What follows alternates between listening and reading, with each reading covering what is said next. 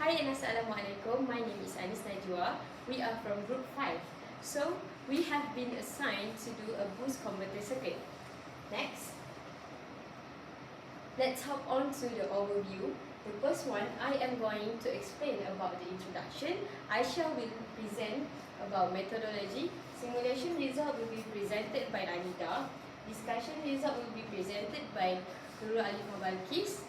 And last but not least, conclusion will be presented by Nurul Shahira. Next. So, what is boost converter?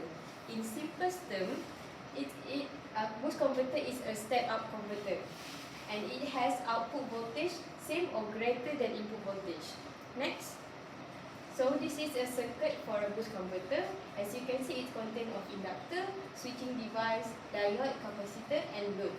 So, a boost converter, step-up converter, is a DC to DC power converter that increase voltage from its input supply to its output while decreasing current from load.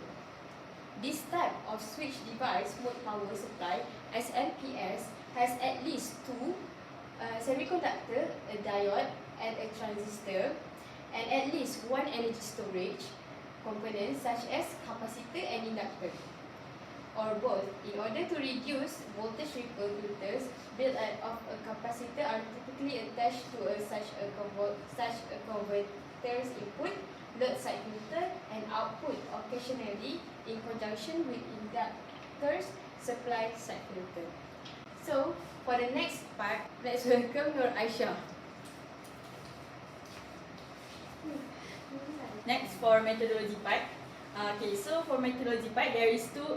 It consists two part. For the first part is calculation, and the second part is design.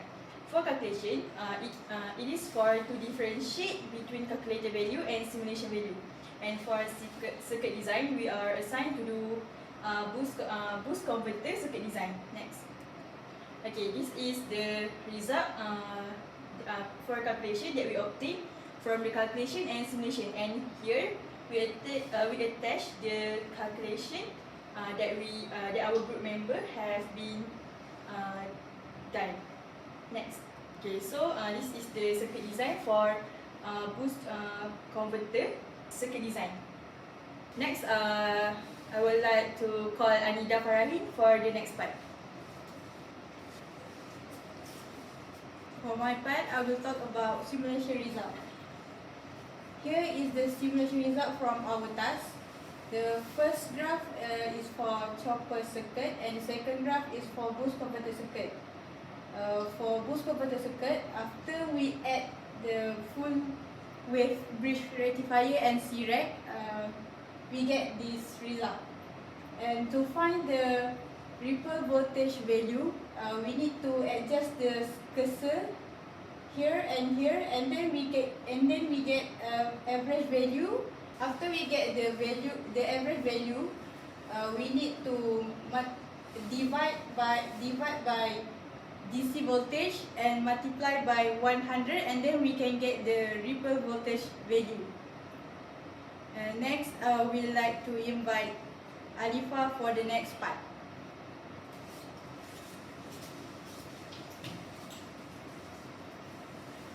Okay, next we go to the discussion.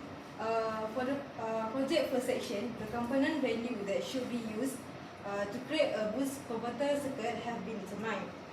From the calculation, the higher value of inductor and capacitor has been chosen in order to get the small ripple voltage value in continuous in CCM.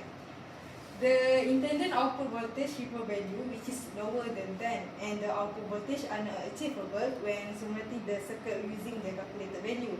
As a result, the components value was changed by using the higher value of capacitor, rectifier, inductor chopper, and capacitor chopper. Following the simulation, the output voltage of 285 volt was obtained, which is close to the range value required. Additionally, the voltage ripple measure was 3.03 volt, which is beyond the threshold needed to produce a number below 10. The value of the voltage ripple is computed from the waveform result, which is the voltage average. It is obtained by using two probe or cursor At a full cycle waveform result after the drop line has achieved its maximum capacity is divided by the value of the voltage output DC, VDC, and multiplied by 100. Based on this result, the boost converter circuit has been designed meet the required of the question. Therefore, I invite Shahira for next. Okay, Assalamualaikum. I will present about the conclusion. Okay, in the conclusion, multisim was used to construct the boost converter circuit, stimulate it, and then monitor the output. All of the requirements were guaranteed to be met. With the results of the calculation, the boost converter circuit was checked and verified. To make sure that the design specification meet, each value produced through simulation is discussed, and the value that produced the desired outcomes was then chosen to complete this task. Theoretically, a boost converter is intended to produce output voltage that is higher or greater than input voltage, and simulation results show that the output voltage is greater than input voltage. It is therefore clear that this boost converter circuit is correct, and the theoretically statement support it. So, I would like to say thank you so much for participating in our presentation, and you are willing to lend your ears to hear our presentation. Okay, hope you can see you again. Bye bye.